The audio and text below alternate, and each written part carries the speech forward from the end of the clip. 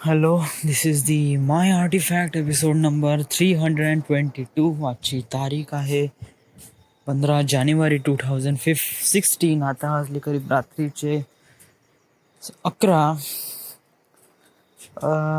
आज काफ़ी वाईट गोष्ट झाली आहे माझ्यासोबत.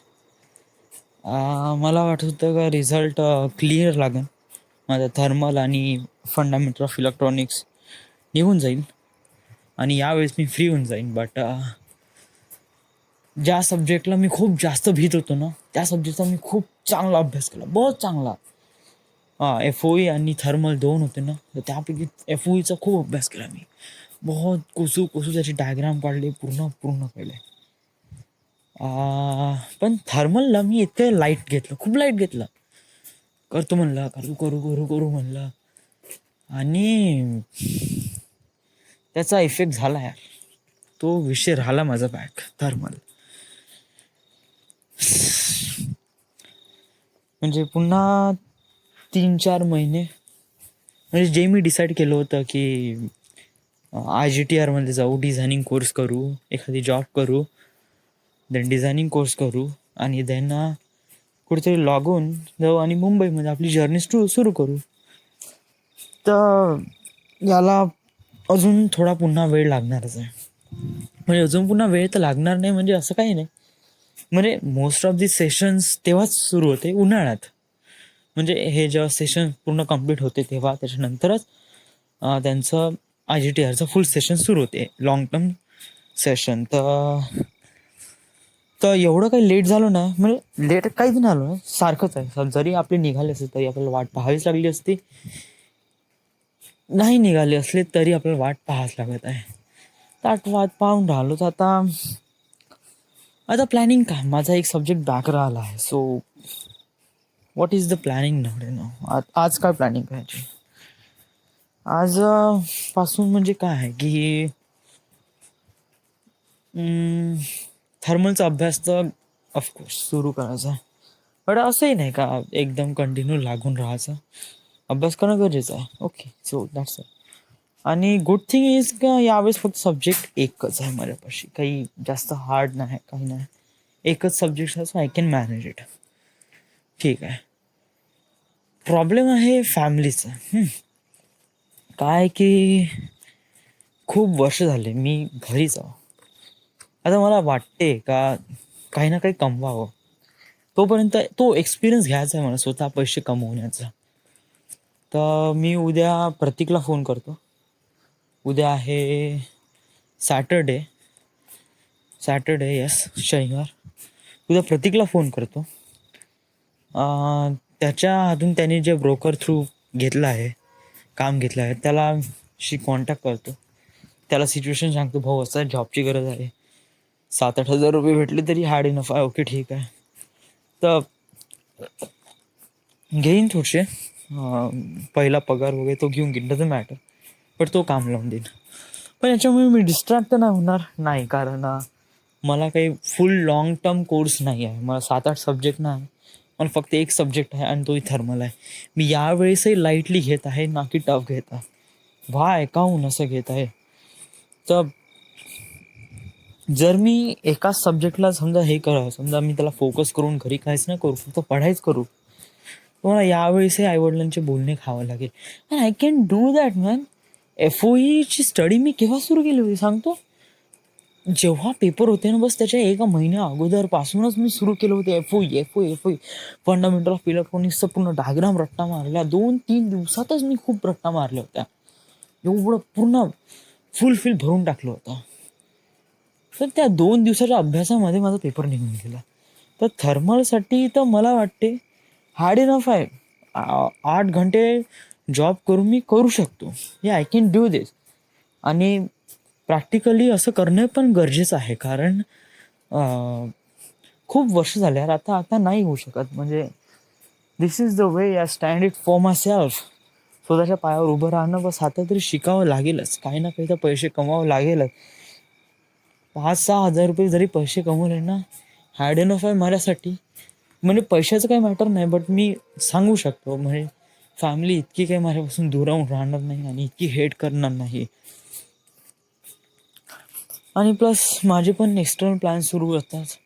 मला पण काही ना काही पैशाची नेहमी गरज असते, तर त्यामुळे त्यात पण माझे होऊन जातात. काही जास्त टेन्शन घ्यायची गरज नाही. यावेळेस पण आपण थर्मल निघून जाऊ. यावेळेस काय हार्ड नाही, एकच सब्जेक्ट आहे. You can do this. So this is it. तरी थोडंसं वाईट फिलिंग वाटते साहेब. माझ्यापाशी 2 सब्जेक्ट होते यार. मी किती पढाईमध्ये किती असायला माझ्या डोक्यात तर एवढं काही राहते. मी पढाई तर एवढी चांगली करतो. मला आताही विचारणं सायन्सबद्दल किंवा अशा कोणत्या गोष्टीबद्दल, ॲटलिस्ट मी त्याला शिकण्याचा परिपूर्ण प्रयत्न करीन. आणि तू मला केव्हाही विचारशील ना, मी त्याला ॲन्सर देण्याचा प्रयत्न तरी करीन. मी एवढी तर ॲबिलिटी ठेवू शकतो माझ्या ह्याच्यामध्ये, आणि एवढं तर सांगू शकतो का I can do this like that. तर मी हे का नाही करू शकत? म्हणजे पेपर टेस्ट का नाही निघून राहिले?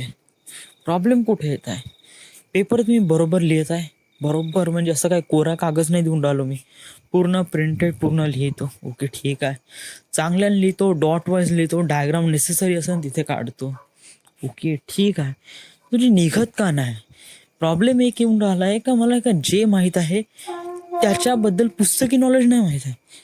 जे माझ्या मेंटली नॉलेज आहे, जसं स्कॅव्हेंजिंग एक प्रोसेस आहे. काय काम करते हे? जे सिलेंडरमधलं फ्यूल आणि एअर फ्यूल मिक्सचर आहे त्याला बाहेर काढण्यासाठी. का? कारण जे नवीन एअर फ्यूल मिक्सचर जेव्हा आतमध्ये येते तेव्हा कम्प्लीट बर्न होत नाही.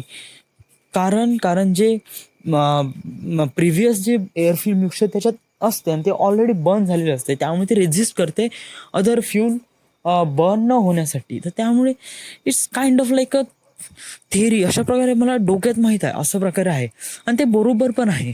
बट ॲक्च्युली जेव्हा एक्सप्लेन करतो ना, तर ते बरोबर होत नाही यार. ते ते म्हणजे it's kind of like a really creepy things होते तेव्हा. म्हणजे कसं करायचं, कशा एक्सप्लेन करायचं, पूर्ण महाबहीण लागून जाते त्याची. तरी मी एवढं तर केलं आहे. मी डिप्लोमा केव्हापासून स्टार्ट केला आहे यार. म्हणजे 11वी-12वी झाली. 11वी-12वी म्हणजे 9वी आणि 11वीत मी हे केलं होतं. माझं 12वी झाली 11वीत 2011मध्ये. आणि त्याच्यानंतर मी डायरेक्ट सेकंड इयर घेतली. तर 2 वर्षाचा कोर्स. 2 वर्षाच्या कोर्समध्ये मला किती वर्ष लागले? 5 वर्ष. 5 वर्ष रेल्वे सांगतो, 5 वर्ष. 2013मध्येच मला निघायला पाहिजे नव्हतं, जे की मी 2016 लावले. 2016. विचार कर, म्हणजे किती जास्त फिलिंग्स आहे, किती भयानक आहे असं. पण पुढे काही ठेवून असेल माझ्यामध्ये, तर मी एवढं म्हणजे हे होऊन राहिलो, एवढे अशा रेजिस्ट येऊन राहिले माझ्या लाईफमध्ये, तर माझी लाईफ समोर खरंच खूप माहोल आहे. आणि पेट सांगतो, it is really nice things. छोट्या छोट्या गोष्टीपासून वाईट होण्याचं किंवा स्वतःला जज करण्याचं काही कारण नाही. कारण समोर ज्या गोष्टी आहे ते तू जज करणार आहे त्यांना. यू आर दी गाय. आणि डिप्लोमामधले सगळे पॉलिटेक्निकमधले जे मित्र आहे ते पण पूर्ण केले. विचार कर कुठं आहे ते. फर्स्ट ऑफ ऑल अमित काळे, त्यांनी तर बस त्याला ते 1 वर्ष लागली, त्यांनी तर हार्डली 3 वर्षातच केला कोर्स. येस, म्हणजे सर्वात पहिले निघाला तो त्याचं नाव काय यार, व्हॉट इज द नेम, त्याचं नाव माहीत नाही का यार. तो होता एक बंदा, त्याला ओळखतो यार मी, त्याचं नाव लक्षात आहे. मी ऐकलं आणि नेहमी एकदम डोक्यातून जाईल भडकन. त्याचं नाव लक्षात आहे, उंडाल चेहऱ्याने एकदम खूप ओळखतोय त्याला तो. दुसरा आहे अमित काळे. हा एक नाव माहीत आहे, तो ढेबरा होता, तो पहिले निघाला. नंतर अमित काळे, तो कोण आहे तो दाढी, नंतर निखिल कोहले, आणि त्याचं पण नाव होतं निखिल, आणि महेश नरताम आणि मी आम्ही सोबत राहायचो. ते त्याच्यानंतरच निघाले. त्याच्या वर्षी 1 वर्ष गॅप झाला आणि त्याच्यानंतर ते पण निघून गेले, पूर्ण क्लीन झाले. महेश नरताम पण बॅक होता, तर त्याने आता दिले. त्याचा एक होता, त्याचा मला वाटतं FOE निघालाच असेल. माझा FOE निघाला, माझा फक्त थर्मल बॅक राहिला. होतं यार, म्हणजे मागे पुढे वगैरे लाईफमध्ये चालतेच. तर त्याच्यापासून आपण शिकणं पाहिजे की म्हणजे कोणत्या गोष्टीला किती वेळ द्यावा लागेल आणि काय कसं, म्हणजे हे मॅटर करते. लाईफमध्ये पुढे वळायचं आहे तर आपण विचार केल्याने ना होत. जोपर्यंत आपण काम करत नाही किंवा जेव्हा आपण त्याच्याबद्दल हे होत नाही, पुढे सरकत नाही, त्याच्याबद्दल काही फिजिकल ॲक्टिव्हिटी घेत नाही, तोपर्यंत काहीच होऊ शकत नाही. It just been really pause and nothing was happened. You just thinking and just thinking and thinking. Nothing was happened. This is it.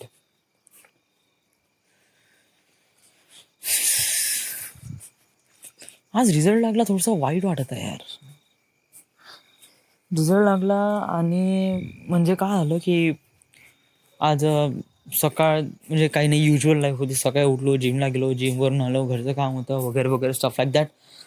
काम केलं. त्याच्यानंतर काय झालं, सुबोधचा फोन आला की म्हणे आपल्याला कंबाकडे जायचं आहे म्हणे जेवण करायला. ओके ठीक आहे. तर मी झालो रेडी एकदम 7:30 वाजता. एकदम रेडी वगैरे झालो. आता थोडंसं हार्ड डिस्क आली, हार्ड डिस्कमध्ये थोडंसं स्कॅन वगैरे करतो, म्हणजे थोडंसं व्हायरस वगैरे असू शकते. इंटरनेट लावतो तसंच रिझल्ट इज अनाऊन्स झाला आहे. रिझल्ट अनाऊन्स झाला तर चला म्हणलं पाहून घ्या म्हणलं. बघितला रिझल्ट, तर इथं कम्प्युटर सुरू केला आणि रिझल्ट पाहायला लागलो.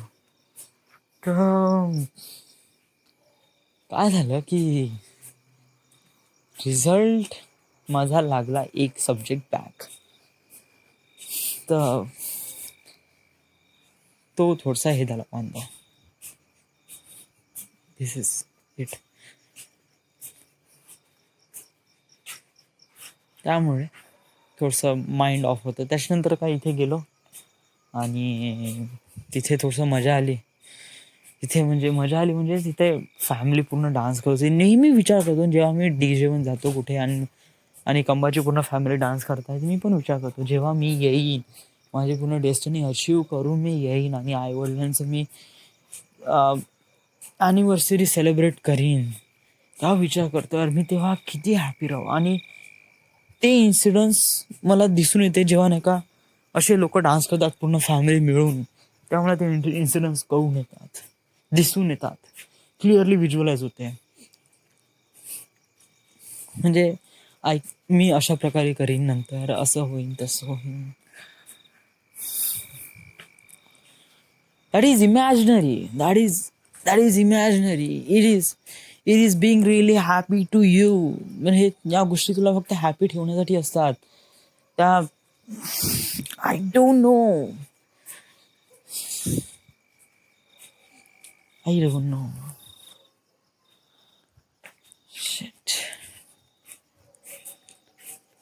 फ्लिपकार्टवरून एक ऑर्डर केला, माझा चष्मा. एक मला गॉगल पाहिजे होतं, त्यामुळे तेव्हाच रिझल्ट लागला. त्याच्यानं डोकं पूर्ण मूड ऑफ झाला. ऑर्डर करू का नाही.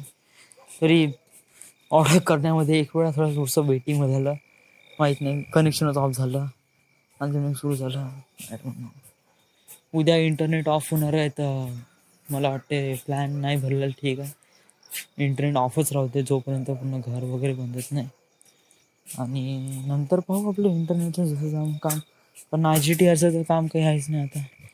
व्हॉट्सॲप वगैरे पाहू पुढे. आता का आता खुद के पैसे से लगा लेंगे. आता काही हे नाही.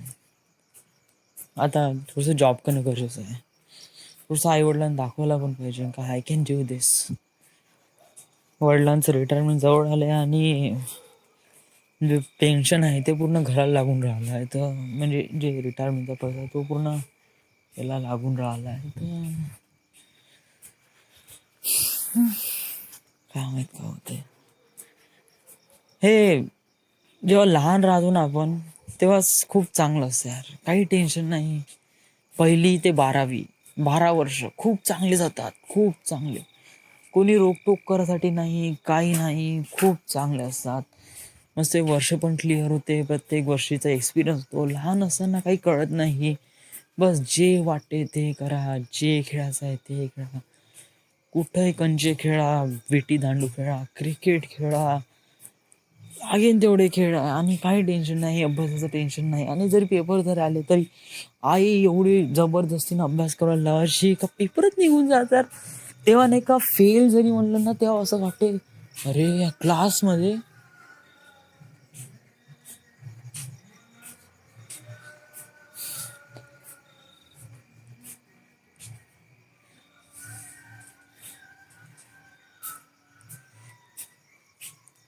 तेव्हा असं वाटायचं साला बे काटपात्र नापास झाला. बे हाऊ इज डू दॅट, म्हणजे कसा काय झाला यार तो नापास, असं असं वाटायचं यार. आणि आता आता आपण स्वतः नापास होतो आणि तेव्हा आता आपल्याला कसं वाटतं, ॲटलिस्ट मी करत आहे. मी करून राहिलो पॉलिटेक्निक. हो बेटा, पण किती वर्ष 2 वर्षाच्या कोर्ससाठी तू 5 वर्ष लावून राहिला. Is that fair saying? लोकांच्या इथं डिप्लोमा डिग्री होऊन पूर्ण कम्प्लीट आहे. 2015-14 मध्ये विशालची पूर्ण डिग्री डिप्लोमा पूर्ण झाली. बेटा तू 1 वर्ष जॉब करून पण राहिला 15वर. तर विचार कर ना, तो किती पुढे आहे. तो त्याची डेस्टिनी अलग आहे. तो आपली डेस्टिनी अलग आहे. काय डेस्टिनी अलग अलग करून राहिला तू. त्याचा ग्रास्पिंग पॉवर चांगला आहे, तुझा ग्रास्पिंग पॉवर कमी आहे. मी का बोलून राहिलो स्वतःसोबत, मी स्वतःचा कॉन्फिडन्स कमी करून राहिलो अशा गोष्टींनी. मला माहित आहे मी कुठे चाललो आहे. तर तू ऍक्टिव्हिटी, तू स्टेप फॉरवर्ड काऊन नाही होत आहे? वाय? तू का नाही असं पळून जात आहे मुंबईला? काऊन तू भिवून राहिला अशा गोष्टीसोबत? तुला माहित आहे ना का तुला त्या तुझी रेसिनी भेटून राहिली आहे. Just you need to go there and achieve this. Whatever you pay for this, you can pay it. पण मी असा विचार करतो यार, का मी जे असे स्टेप फॉरवर्ड घेईन तर माझ्या आईवडिलांचं काय होणार? त्यांनी मला एवढं चांगल्या पद्धतीने वागवलं आहे, म्हणून मोठं केलं आहे.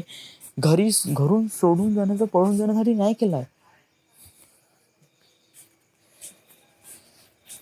त्यांनी पण काही ना काही विचार केला आहे अशा गोष्टीसाठी, का मुलगा कुठे चाललो आहे. आणि त्यांची पण काही ना काही एक्सपेक्टेशन आहे त्यांच्या मुलाकडून. त्यांना असं बिलकुल वाटणार नाही की त्यांचा मुलगा घरून पळून जावं.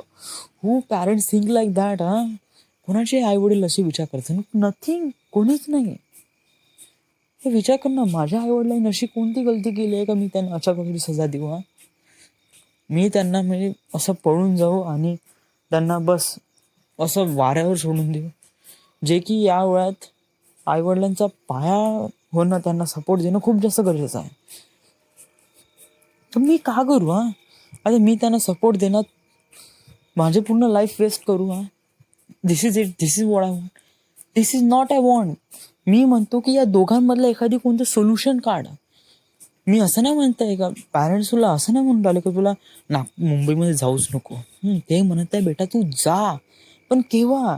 जेव्हा तू तू स्वतःच्या पायावर उभा हो तेव्हाच जा. आई वडील तुला पैसे पुरवणार नाहीये मुंबईमध्ये, सांगतो, खरंच सांगतो. आई वडील आणि मला वाटते मुंबईमध्ये सर्वाईव्ह करण्यासाठी मी स्वतःच्या पैशावरच इथे केलं पाहिजे नसं तरी मला वाटते. आणि हे फेअर रिझन आहे. जर मी असं अनफेअर रिझन घेऊन समजा मुंबईमध्ये गेलो आणि स्वतःचा कॉन्फिडन्स लूल करून जरी आलो ना, तर माझ्या डेस्टिनीपासून मी कायमचा त्याग सोडून देईन आणि घरी येऊन मी जस्ट काहीच नाही, एक सौरभ अवसरे बनून राहणार आणि जस्ट नथिंग इज हॅपन. आणि मी रागात अमात मी माझे आर्टिफॅक्ट पण डील करून देईन, जे की पूर्ण लाईफ लॉंग खनिज आहे माझ्यापाशी. हे एक ट्रेजर आहे माझं. लोकांसाठी एक खूप बोरिंग असेल पण माझ्यासाठी एक खनिज आहे आर्टिफॅक्ट एपिसोड. आणि मी रागतमा सब बंद करून देईन, सब खतम, काहीच नाही लाईफमध्ये. And this is what I want. बस आई वडील जिथे म्हणणार तिथे, आणि जस्ट बिन युज्युअल लाईफसाठी मी स्वतःला कॉम्प्रोमाइज करीन आणि काहीच होणार नाही माझ्या लाईफचं पुढे, आणि it just being really settle down. जर मी असे स्टेप फॉरवर्ड करीन तर हा खूप मोठा स्टेप आहे. मुंबईला जाणं खूप मोठा स्टेप आहे.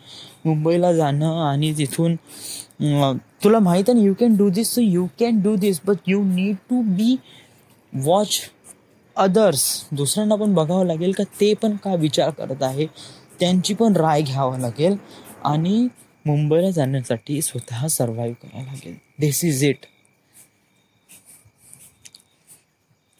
असा अनफेअर रिझन घेऊन मुंबईला जाऊ नको. यात तुझा पण खतरा आहे, आई वडिलांचा पण खतरा आहे, आणि तुझ्या डेस्टिनीला पण खतरा आहे. तू एवढा विचार नको करू का मी सगळं काय हँडल करू शकतो. अरे बोलणं खूप ठीक आहे बरं, हां बोलणं खूप ठीक आहे, पार्लेजी बिस्किट खाणं खूप ठीक आहे, बट जेव्हा करणं येते ना, करणं होते ना, तेव्हा सब लागते. सगळी दिसून येते. मग तेव्हा वाटते का आपण किती हार्ड करून राहिलो. त्या एका एका दिवशी आपण हे देवगण प्रोडक्शन हाऊसमध्ये जाण्यासाठी आणि येण्यासाठी किती रे बा, 11 किलोमीटर जाणं, 11 किलोमीटर येणं, म्हणजे नियर अबाउट त्या दिवशी 22 किलोमीटर चाललो मी पायदल, आणि घरी आल्यावर मेल्यासारखा झोपलो मी. थँक्स गॉड तिथे आत्याचं घर होतं, त्यामुळे मला तिथे काहीतरी बॅकअप भेटला. त्यामुळे विचार कर ना, म्हणजे जर, आणि तिथून कुठून आलो मी, असं फालतूचं रिझन घेऊन आलो, काहीच नाही, नो नथिंग, काहीच अचीव करून आलो. Assistance of this writer, and मला यांच्यासोबत भेटायचं आहे. बाय.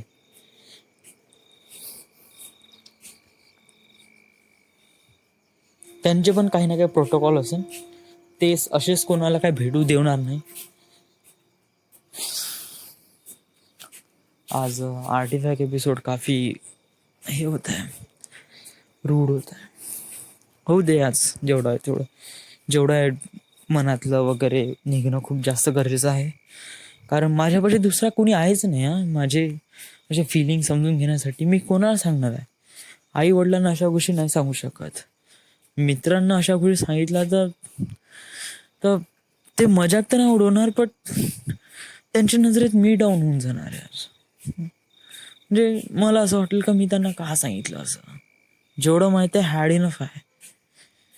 तर असा कोणता पार्टनर नाही माझ्यापाशी, माझं कोणतं गर्लफ्रेंड वगैरे ना. अशा गोष्टी फक्त ज्याच्याशी गोष्टी होते खूप कनेक्टेड आहे, जसं like a girlfriend, and I don't have a girlfriend. So